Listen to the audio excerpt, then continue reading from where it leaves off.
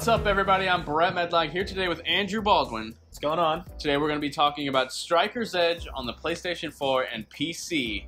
Cross-play. Crossplay. And that's kind of an issue with this game. I think so. Well, I don't know if it's really that. Yeah, okay, maybe. so this is a game that requires pointing and shooting. I played it on PC whenever I first got it, and it felt good on mouse and keyboard. Usually I play through on with a controller, but the arrow that shows where you're throwing moves so slow, and it's hard to keep track of with a controller. As where with a mouse, it's so much it's a lot smoother. I guess is the right word. You're just watching where it's like where you're shooting the whole time. Pretty much. I mean, so the base point of the game: two people go in, you throw stuff at each other until one of you die. Yeah, that's kind of it. But also, it's fun though. Yeah. So one thing I really like is that the characters all have they have this unique fire attack where if you hold down R2, something different happens. Depending on who you're playing as, they each have their own special mechanic that acts as a special move. If you charge your shot, it'll do something different. So my favorite was it that girl? Yeah, the archer. She's an archer girl who's supposed to be a keeper of the forest. If you hold hers down, shoot it. It shoots kind of a bomb arrow, and it sticks to whatever and blows up. But you can detonate it before it even hits in something. Yeah, it shoots out the sides. Exactly. It's really cool. And each character has their own certain ones like that. I also played through as the ninja, Haru, I believe his name is. Yeah, something like that. Something like that. I played through as him, and his is really cool too because you charge it up and it throws a shuriken across the screen and sticks to the wall, and you can reactivate it and dash to it and dash back. And if they're in front of it, you'll deal damage going to and from. Or same thing, if you hit them, you can dash to them and deal damage and dash back.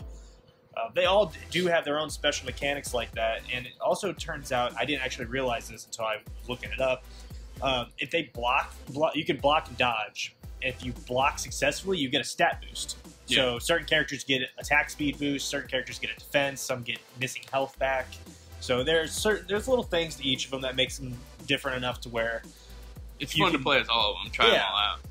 I still like the archer girl. Same here. But then again, the ninja dude was pretty cool. Yeah, I kind of enjoyed playing as him. There's a guy a cool chain attack. Yeah, that's the berserker, I believe. No, is it the barbarian? I don't know. We have all our facts here because we don't remember it much. Well, I brought this up because I was wanting to look at their names, but how do you pronounce that? Urgal. Urgal. Urgal.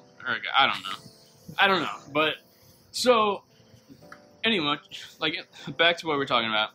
It's really easy to play with a mouse and keyboard because you're just pointing and shooting and dodging with your left hand. Mm-hmm. But with a controller, you kind of just feel like it's one big mess because you're dodging here, you're shooting here, you're running here, and you're aiming here. And it just feels really it feels complicated. Yeah. I think that's the best way to describe it. And at times, it almost felt like button mashy. You're just kind of hoping for the best. I think this is a game that if you sit down with a bunch of friends and you can play it, have a few drinks, have fun, do Definitely. all that. That's when it'll probably shine the brightest. I do see if you really practiced and got good with the timing and predicting where people are going. I kind of got a Smash Bros vibe out of it, from at least competitive. It's all about predicting your opponent's movements and kind of forcing them to go places by using your special, especially the ninja. If you throw throw it into the wall, you can kind of control that they're not going to go over there, so you can aim down here. There's little things you can do to I'll admit, when I first booted it up, I was like, this is just it's kind of boring. You're just doing the same thing over and over. You're shooting R over and over. But once you start to play a little more, you learn the intricacies of it, exactly, and the actual gameplay mechanics, because they are there. Yeah, there's certainly mechanics that take some time to actually get good at, but for the most part, this is a fun Smash Brothers type experience. Yeah, where you're gonna have the most fun playing with friends, drinking, having a party. If you drink, you don't have to drink that fun either. You don't either. That's just what we do. Yeah, but the only other problems I had was I wanted to go online and play, but you can never find anyone. You can never find anyone. And one time I did find someone. I guess it backed out or the servers crashed. I found a couple matches. I've yet to find a match online. So I bet if you find a match online, it'll be fun. Yeah, it actually works good. It just takes a while to actually find. But I think that just comes down to not many people actually know about the game. Yeah, I'm not sure if it just doesn't have a big following or if there's something wrong with like the algorithm or something where you can't find a match. Once it catches on, I think it'll become more of a hit.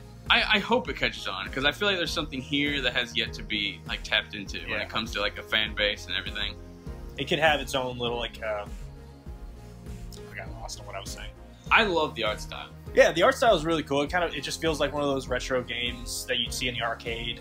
A lot of fun. The soundtrack's really good, really catchy. I do like the character designs of each of them. They're kind of basic, like subclasses, like ninja, Valkyrie, knight, barbarian. The typicals. The typical stuff. You don't really see those in one game together, but I mean, typical classes. They have really cool designs in their own character-wise. Yeah. And they do have lore.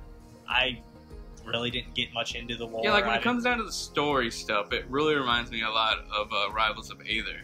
The same type of story where you're just kind of reading the text. It's not really that interesting. It's just kind of there. Yeah. I bet it was a lot of fun for the developer to make these backstories, but like when you're not really introducing any type of real storyline, it's just not very interesting. It has one. Like I played a couple people in their storylines, at least the beginnings, and so it appears that a lot of the characters' stories intertwine in a way. So when I first played, I played as the archer, and in my second match, I think I got put up against the ninja and the barbarian. I want to say, and you fight. And I was like, oh, this is kind of. I mean, makes it a little tougher. It's a 2v1. Yeah. But when I reversed and I played as the ninja, I still got put on the team with the barbarian against the one archer, and they kind of had the same dialogue. So it seems like they intertwine in a way to make a story. So we think it's a lot of fun, especially with friends, but ultimately it's kind of hard getting used to with the PlayStation controller, and the online is kind of wonky right now. Yeah. But we're hoping that it gets a larger fan base, easier to find people. I think the mechanics are there, and it's actually way more intricate than a lot of people might realize. I love the art style and all that. But I think that's it, right? Yeah, I think that's all we have for this. We think you should check out Striker's Edge if you love games like Nidhogg, Smash Bros, party games of any sort. You might love this game. I'm Brett Medlock. I'm Andrew Baldwin. I let you say it. I know, you threw me off with that. I will talk to you guys later. See you.